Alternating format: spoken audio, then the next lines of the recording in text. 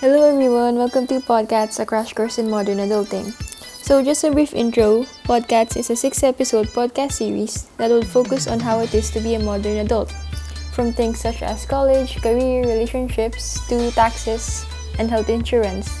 It is brought to you by 5 grade 12 students from Pisay CLC. We hope that this series helps young adults like us who have absolutely no idea how to be a modern adult. For this episode, we'll be focusing on one of the most highly requested topics, which is career.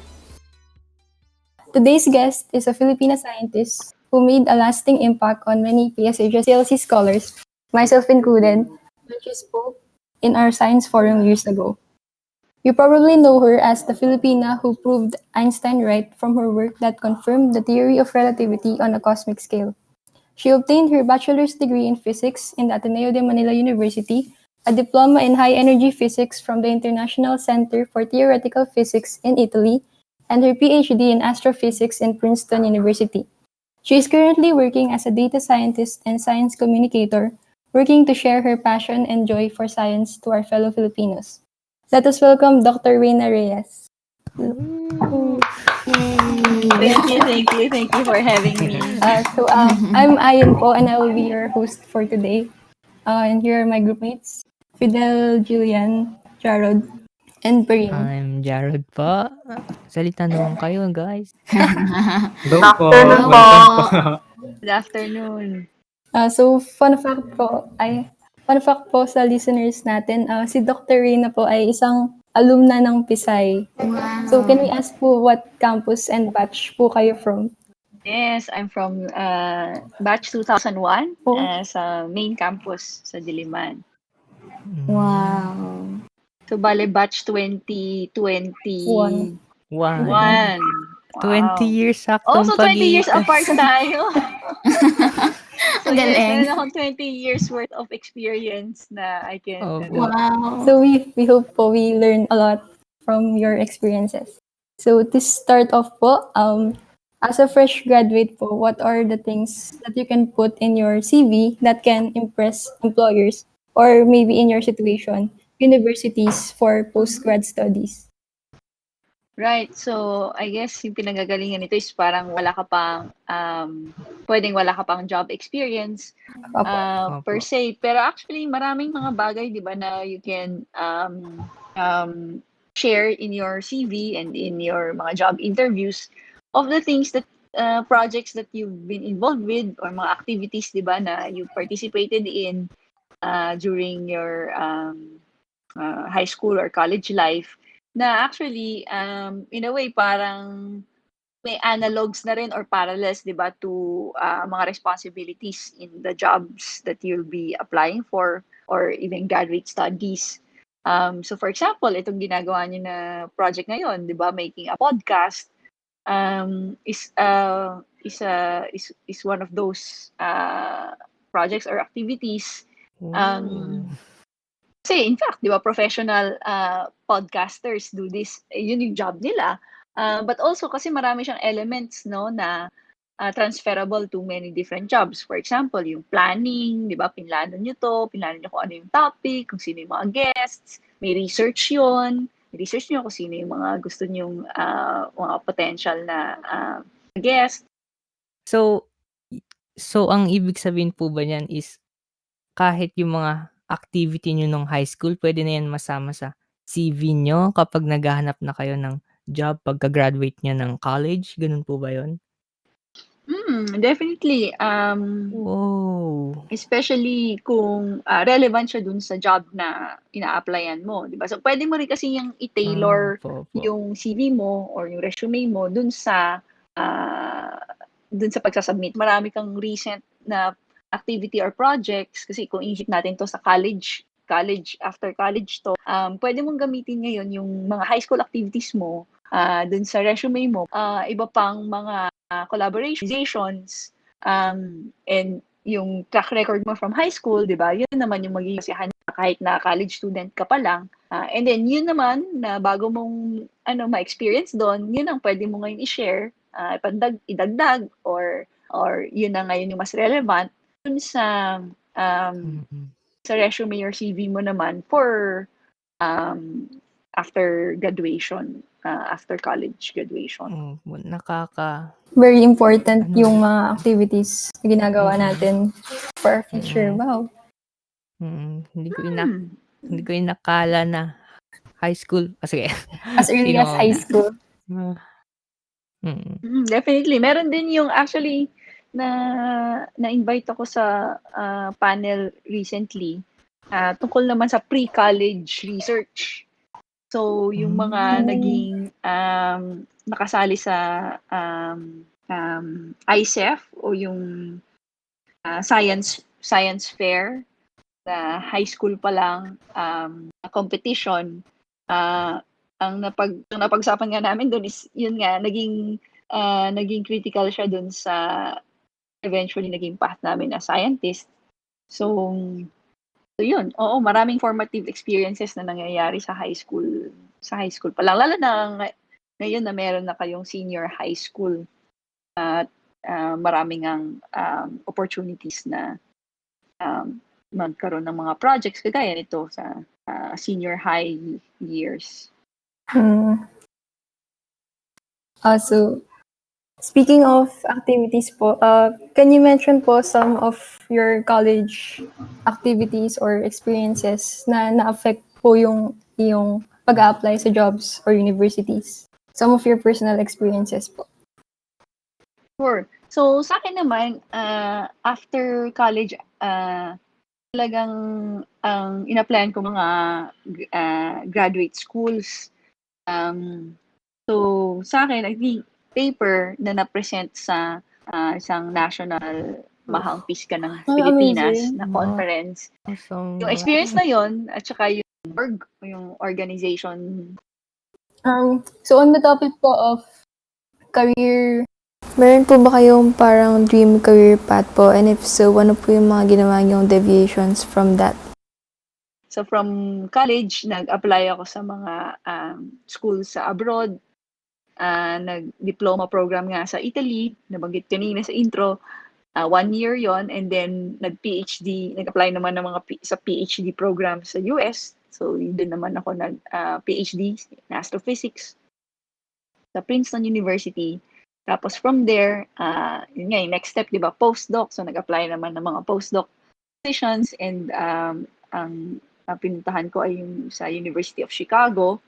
So from there, pwedeng mag-apply pa ng mga iba pang postdoc or maging professor na. Pero nag-decide ako na umuwi sa Pilipinas. Pero para paging professor din. So, umuwi sa Pilipinas at naging professor sa Ateneo ng physics. Pero from there, dun ako nagkaroon ng mga opportunities din na i-apply yung skills na mag-crunch ng data crunching sa astrophysics sa mga data na ngayon kinokolekta ng mga iba't ibang kumpanya, no? So, kailangan din nila ng mga scientist para i-analyze at i-interpret yung data na yon. So, yun yung tinatawag na data scientist. So, for many years, hanggang ngayon, ako ay isang data scientist na nagko-consult sa mga companies, sa mga iba-ibang kumpanya, at iba-ibang mga organizations. Pero at the same time, just this year, bumalik ako sa university para maging professor uli. So, kumbaga, bumalik din ako dun sa original na career path na academic, pero at the same time, meron din akong data science industry career na pinagpapatuloy ko din. So, ayun, I guess sasabihin ko lang na maganda naman magplano pero hindi rin naman laging natutuloy yung plano. So, okay din na maging open sa ibang opportunities. Siyempre, nagbabago ang mundo, nagbabago rin tayo. Actually, nagbabago tayo kung ano yung gusto natin nung bata tayo. Actually, nag-iiba din, di ba? So, maganda ring maging open. Di naman masyadong rigid na kung ano yung plano kailangang sundin. Parang yung plano ay parang starting point, di ba? Starting point, gives you direction, pero also be open to changing the plan when the opportunity comes. Oh, so since po you were working abroad po and then decided to come back to the Philippines for work, meron po bang differences yung opportunities between jobs in the country and abroad, and what made you choose to come back po sa Philippines to work? Right. Yes, it's the million-dollar question, no? Yes. Actually, syempre, ibang-iba naman ang opportunities, lalo na kung ikukumpara mo yung mga mas advanced na for research, talagang meron ng funding as well as yung infrastructure para mag-research talaga. Sa industry, ang ginagamit mga apps ay yung mga ay dinevelop at 'di ba yung mga teams nila nasa ibang Nasa bansa abroad. din. May mga sariling meron din tayong mga universities, pero yung level ng resources ay talagang mas maliit. Ngayon, ang tanong naman is kung enough, 'di ba? At saka kung ano ba yung ano yung gusto mong ma-achieve. Lagay ko yung naging part nga nung decision for me is yung although syempre iba rin naman ang maaari mong pwedeng maging contribution, pero yung metaphor ng small fish na big pond versus big fish in a small pond, narinig niyo na ba yun? Yun Opo. yung parang pinili ko yung maging pinili ko yung kahit mas maliit na pond, smaller pond, pero relatively bigger fish dahil mas madami ka ma-contribute. At the same time, it's a more fun, mas masaya yung mas masaya yung pond. Ano ba, mas masaya yung mga fish sa pond na to. I guess part nun is yun nga din, parang but talaga it's iba pa rin talaga to be at home. So may part din yun ng decision to come back. Medyo na homesick na rin ako noon after many years na nasa abroad. So, nakita ko ba actually yung series niyo on YouTube na you teach science experiments to children. Very interesting po. sciences. Apo. Oo, correct. So ito ay show ng Knowledge Channel na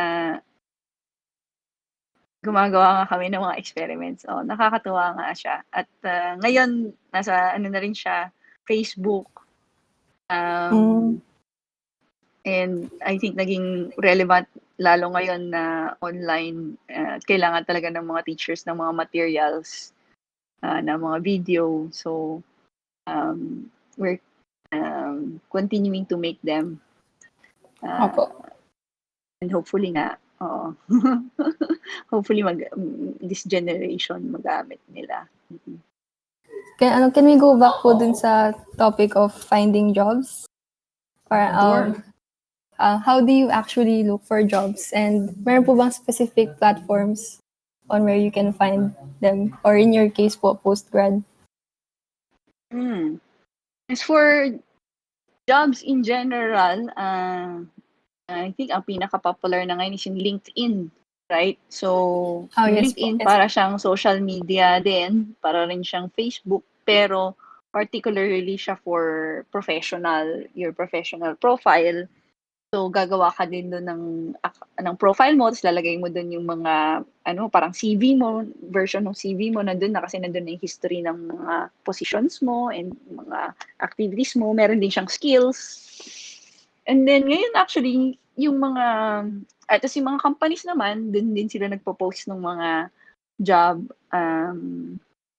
posting nila. And then, more than that, yung mga recruiters ng HR, sila yung in charge na maghanap at mag-interview ng mga potential applicants. ay doon din nag-message, kumbaga nagko-communicate sa mga hanap nila na yung profile ay nagma-match dun sa job description na kailangan nila. So for example, even if hindi ako naghahanap ng trabaho doon, may mga nagme-message, may mga nakukuha akong message na I saw your profile, nakita ko na yung mga skills mo, yung experience mo ay aligned dun sa hinahanap namin. So if you're interested, email me. So may ganun na nangyayari doon. Cool. And then, meron ding pwede mong sabihin na I'm actively looking for a job. So yun. Tapos syempre, meron ding mga ibang mga job post, job boards, and meron ding mga parang specific na to certain types of positions or jobs. So for example, for grad school nga or postdoc positions, usually ano na yan per field. So kunwari astrophysics, meron dedicated na for mga astrophysics jobs, kung iba, and then syempre iba-iba for different subject matters or fields. So maganda na magtanong dun sa mga nasa field na yon, kasi sila rin yung nakakaalam kung ano-ano yung mga pinaka popular or active na boards. Actually, yung mga sa astronomy, meron tinatawag na rumor mill.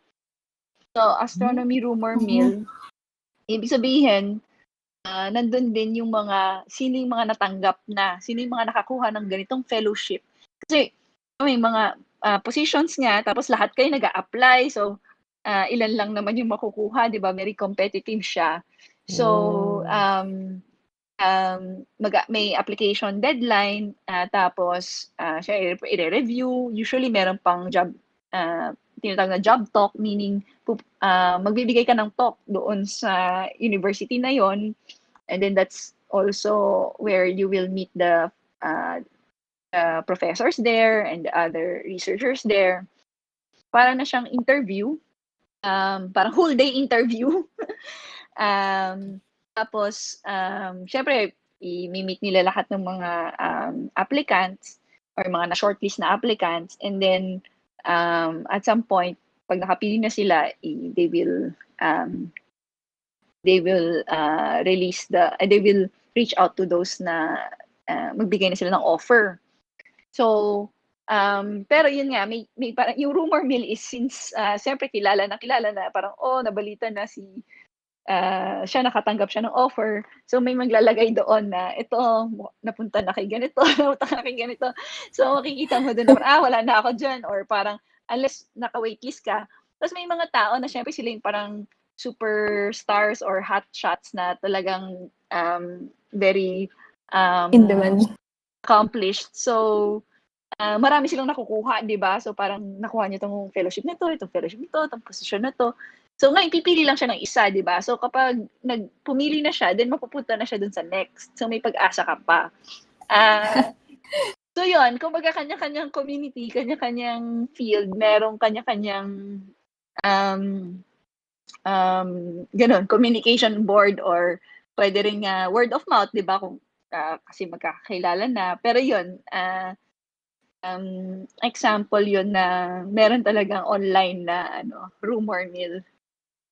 Pati po pala yung job hunting, very modern na po siya ngayon.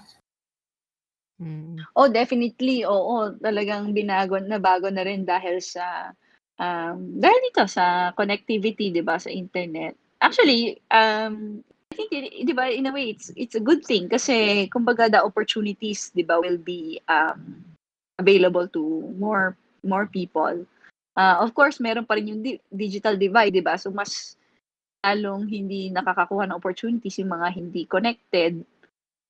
Kaya nga syempre mas maigi na mas maraming magkaroon ng access, dahil nga ang dami-dami na ngayong opportunity na available through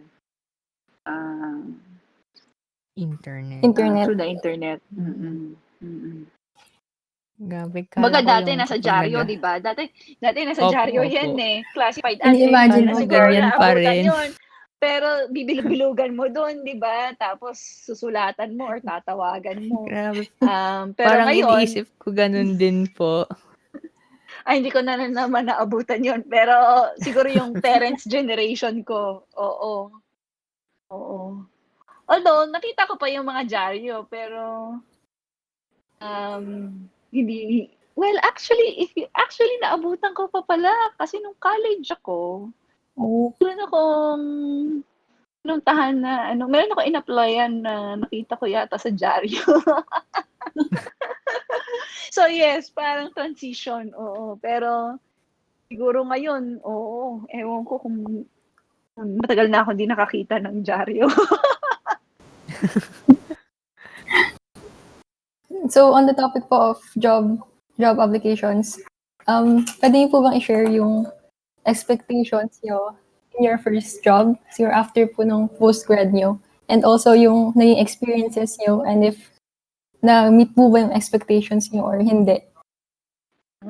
Wow, very interesting.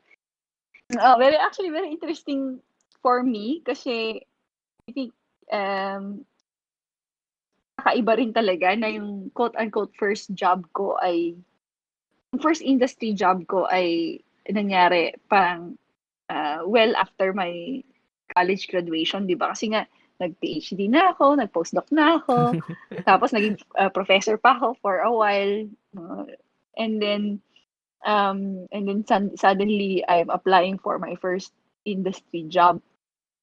So sa totoo lang, wala talaga ako masyadong idea. So yung experience ko nanggaling talaga sa academe. Pero in a way, alam ko naman 'yun, 'di ba? So alam ko naman 'yun. Kaya na-explain ko rin dun sa nag-i-interview sa akin na yun talaga yung aking experience.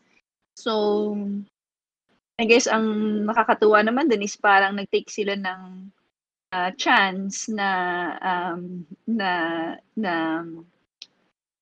tanggapin ako at maka-adjust ako dun sa parang aralin ko na lang along the way, 'di ba? Yung industry job na mga part. Pero sa totoo lang, culture shock siya talaga. Masasabi mo na culture shock yung na-experience ko dahil nga for many years or for my adult life, ang alam ko is yung academic environment. And syempre ibang-iba yun sa industry environment. Yun nga lang na na kailangan mo kumbaga attendance na kailangan mong nasa office ka na ganitong, 'di ba, may time in, time out. Opo. Sa academic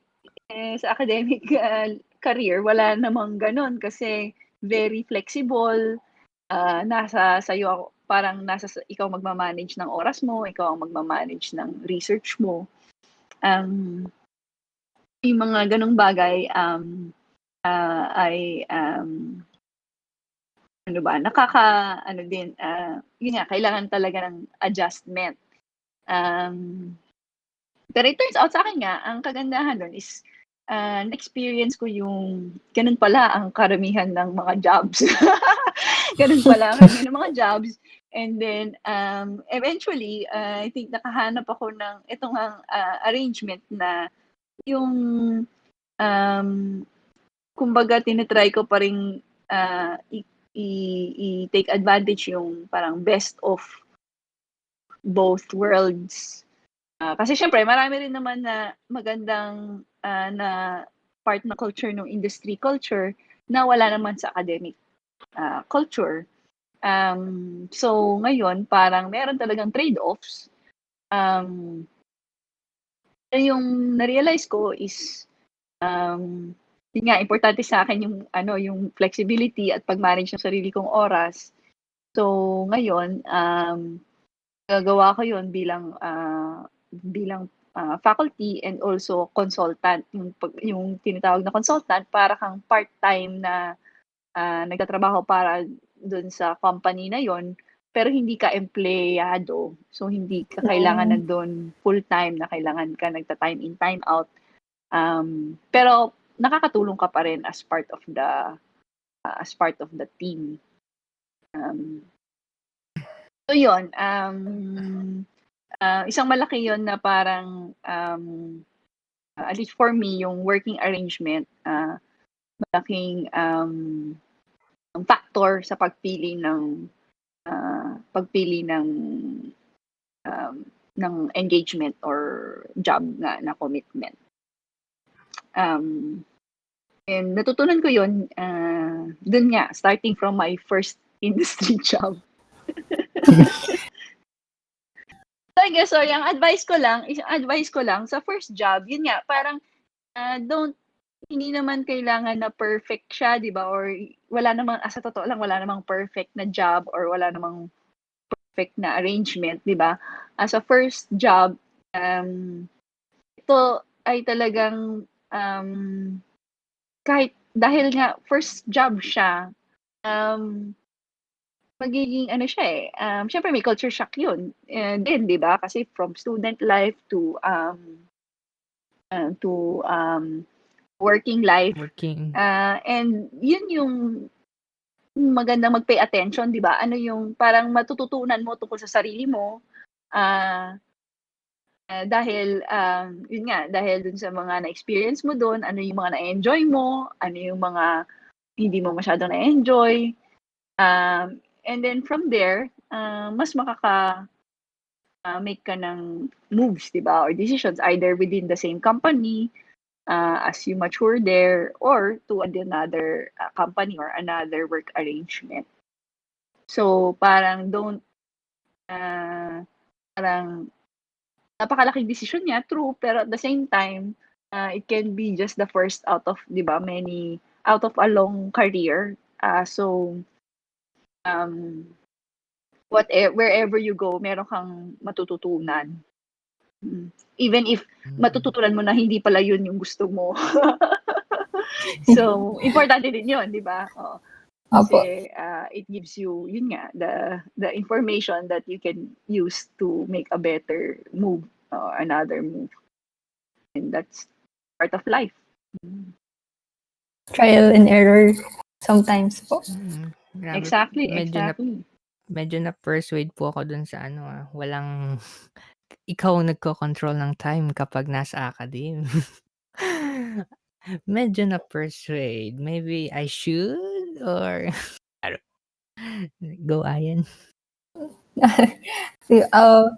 On the topic po of choosing a job, meron po ba kayong considerations on that? Like salary or benefits or stepping stone po for future opportunities or something like that po?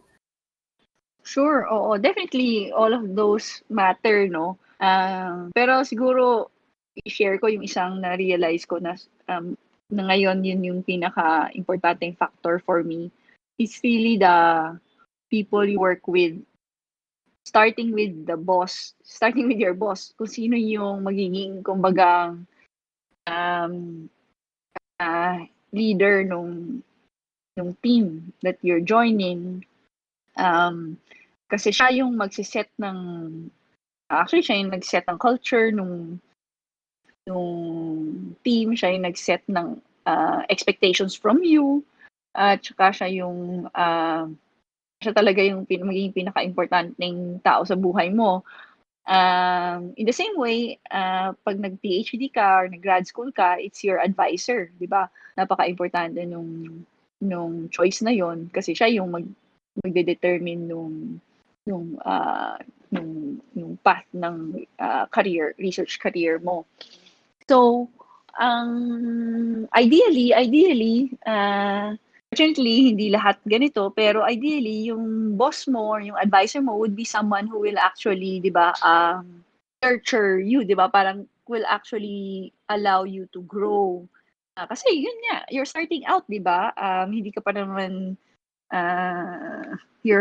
or actually lahat tayo are work in progress, but definitely if it's your first job or you're starting out, gusto mong gumaling, di ba? Gusto mong gumaling. And yung boss mo, yung advisor mo, ang magpapagaling sa'yo, di ba? Kasi kaya kanyang i-mentor, kaya kanyang i-guide, kaya kanyang ituro sa tamang direction, sa mga responsibilities na ibibigay sa'yo, di ba? Sa feedback na ibibigay sa'yo, dun ka gagaling eh.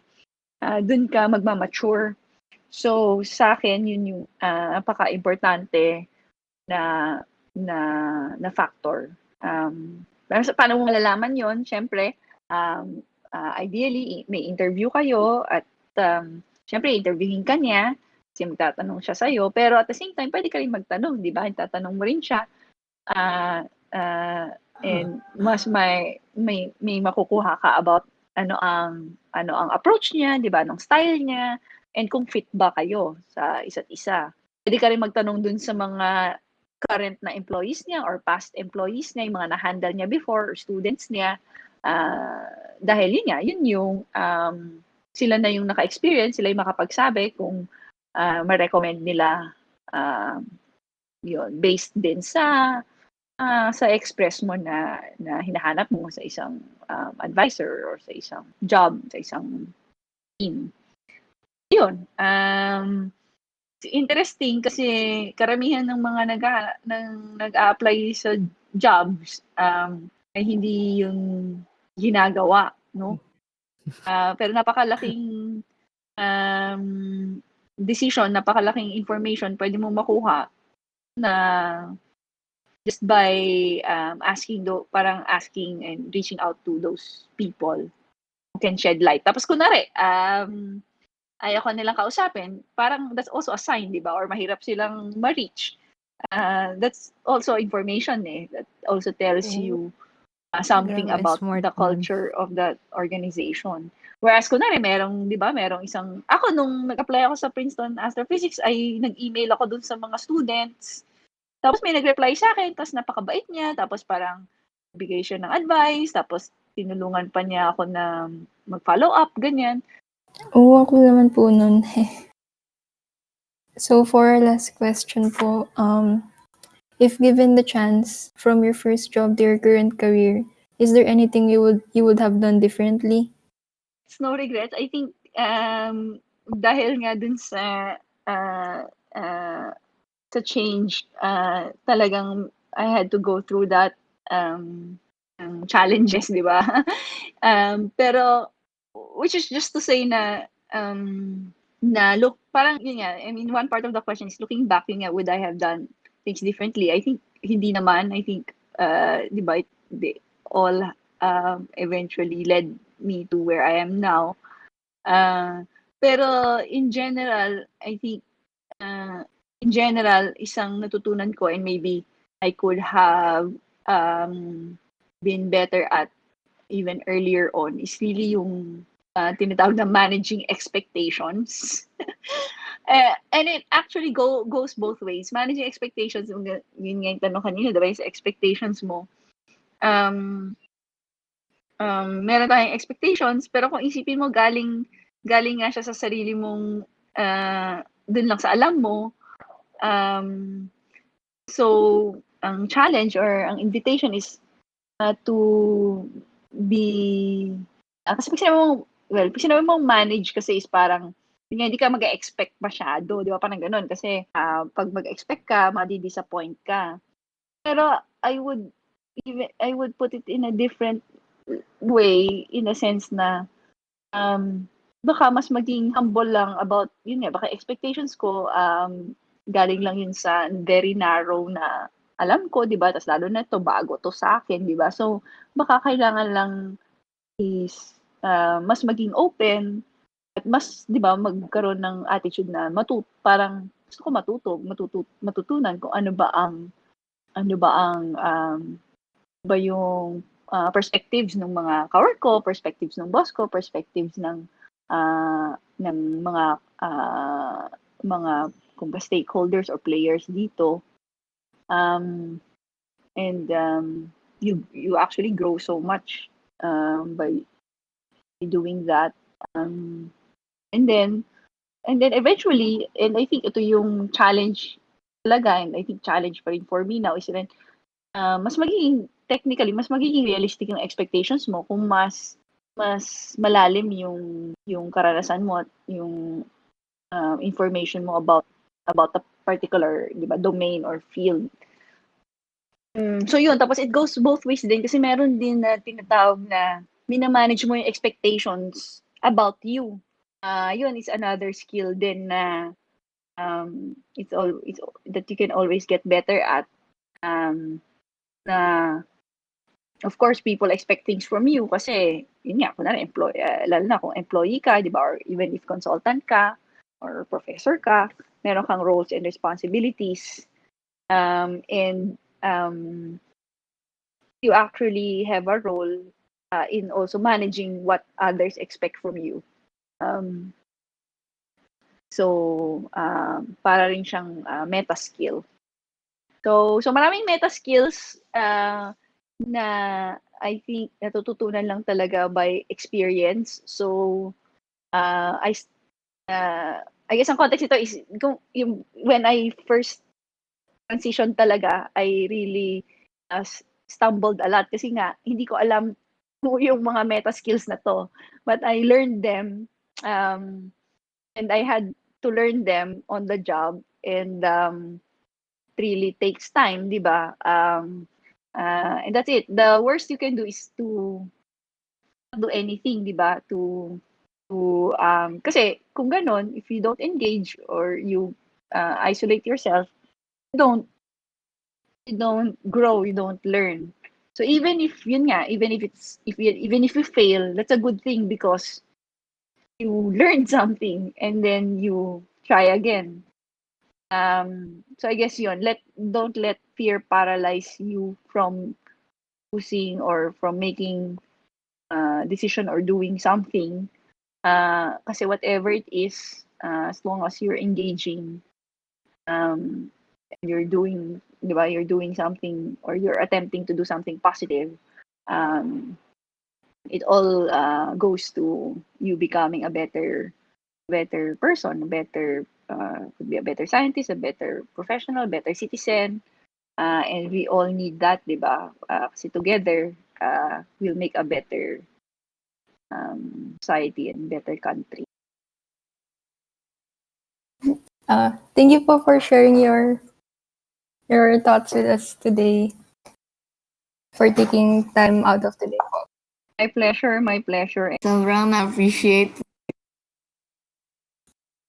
So ayun, that concludes our interview with Doc Reina on her insights and experiences about her career and also tips na rin for us. For this part, i-discuss naman natin yung mga parts na siguro tumatak sa atin. So I'll start. Nag-resonate sa akin yung part na kahit nasa working stage ka na ng life mo, marami pa rin pwedeng magbago and marami kang pwedeng matutunan. Like sa career ni Doc Reina, when she decided to become a data scientist here in the Philippines instead of working abroad. Even sa first industry job niya, meron pa rin siyang mga pinagdaanang learning stage para makapag-adjust dun sa new job niya. So siguro the most important thing siguro is putting yourself out there, learning from the people around you, and keep improving yourself. So ayan. Yung pinaka nagustuhan ko from na lesson from the interview ay yung hindi lang dapat salary or yung opportunities and yung benefits yung kinoconsider natin for accepting a job. Dapat daw na yung boss na sa job na yun yung malaking consideration mo since yun yung magiging mentor mo and siya rin yung magtuturo sa'yo about the ins and outs sa industry na papasukin mo. Yung boss rin daw kasi yung parang magdidictate ng working environment sa office kung toxic man yun or kung healthy environment. Tapos ngayon ko lang rin nalaman na sa job interview, pwede mo ring interviewin yung boss or yung nag-interview sa'yo.